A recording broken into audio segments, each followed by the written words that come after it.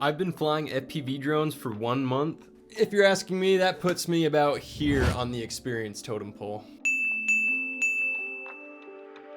Obviously that's a joke, but I've been flying FPV for 1 month. Half of it has been in the simulator and the other half has been in real life. And I want to share how my experience has been so far. Now, just to understand where I'm coming from, I'm a software engineer. I have not messed with hardware whatsoever. So this last month of FPV has been a shell shock of information. Now, the reason I wanted to get into FPV is because I someday would love to do it professionally. There are so many cool things you can do with FPV. The main reason I wanted to get into FPV though is to get shots like this. They're so cool. You can dive through mountain ranges and fly over streams and do tricks, and it's awesome. Now, I figured if I ever wanted to be a professional FPV pilot, I wanted to start documenting my journey right now before I knew what I was doing. So here is month 1 in FPV. So I knew FPV was gonna be a bit complex and I knew it was gonna be expensive. I did learn that before you throw a ton of money at FPV without knowing what you're doing, you can get a radio controller first and practice on a simulator. So the very first thing I did was hopped on Amazon and found the Radio Master Pocket ELRS edition. Once the radio controller was finally delivered, I hopped on Steam and downloaded my very first simulator. From the little bit of research I had done, I knew I was going to want to start with a tiny whoop. Liftoff micro drones seemed like the natural option since it's geared towards the micro drone community. Now, I spent 20 hours in Liftoff micro drone, which I made a video about. I'll put the link in the description. And this practice was much needed before I ever touched a real drone. This little sandbox is where I spent all my time crashing and learning the controls. Now, I will say the most important thing I got out of the simulator is the muscle memory of these analog sticks. I don't play video games really. It took me about 5 hours before I could even get my thumbs working together on these analog sticks. By hour 10 in the simulator, I was able to stay in the air and move around somewhat freely in open spaces. And then hours 10 through 20 is where I was actually having a good time flying FPV. I was able to gain enough understanding of the controls to be able to go where I wanted to go. This opened up opportunities to do the race maps and fly through little gates. Now, after I hit hour 20 in the simulator, I knew I was ready to fly a real drone. After watching a ton of reviews and reading a ton of articles, I finally decided on the BetaFPV Air65 II. Now, like I said earlier, I'm not that technically inclined as far as hardware and electronics go, so I wanted something relatively plug and play, and I knew this worked well with the Radio Master Pocket, which worked well with the BetaFPV VR04 goggles. Now, I finally got my drone and was able to get out for my very first flight. I went to a wide open field where I couldn't crash into anything, and it actually went very well. All of my time in the simulator actually paid off. I was able to arm the drone and fly off without crashing immediately.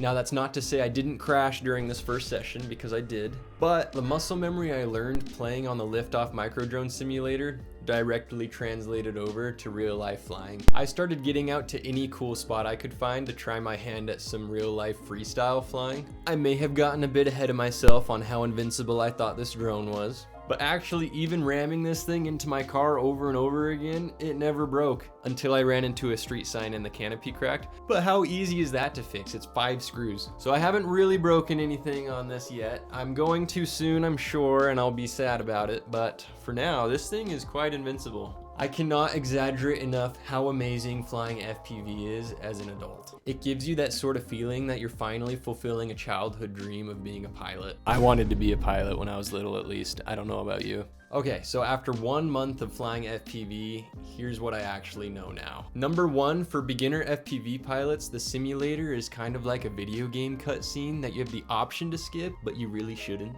I kind of wanted to skip the simulator and get to real life flying, but I am glad that I didn't. Because of my simulator practice, the muscle memory I gained on this controller was everything that made my first flight successful. Number 2, LiPo batteries. These are a whole thing. LiPo batteries need to be charged to a specific voltage to work fine. You can't discharge them too much or you damage them. If you're not flying for a couple days, then you need to store them at a specific voltage. And if you do that all wrong, they puff up and explode.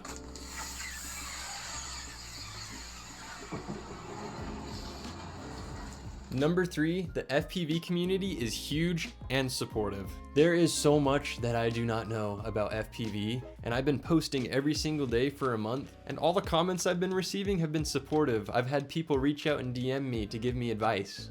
I know I don't know what I'm talking about, but the community is nice enough to help me through that. Now the last thing, number 4, is the electronics. The only drone I have is the little tiny Whoop Air65 II, which has motor connectors and makes everything really easy. If something breaks on this as far as the electrical wires and connections go, I'm not able to fix it. I don't understand how these electronics work, and I need to learn how to solder to be able to fix these issues when they pop up, which, stay tuned, I will be learning how to do very soon. But here's where I'm at right now. I've made it a month into FPV and I want to go deeper. I want to understand the electronics. I want to build stuff. I want to customize my own drones. Now, if you're an FPV pilot, this is where I need your help. I want to throw myself into the fire to learn these things and build my very own 5-inch drone. Now, I'm okay if this is a pre-packaged 5-inch drone that I just need to put together and solder, or this can be a completely custom drone where I buy the parts all separately and put it together myself. There are so many forums, articles, YouTube videos about what the best 5-inch build is, but I'm having a hard time following along which one really is the best next step after moving from a tiny Whoop. I need you to drop your recommendations down below, or you can DM me on Instagram or TikTok. I'll put the links to those in the caption.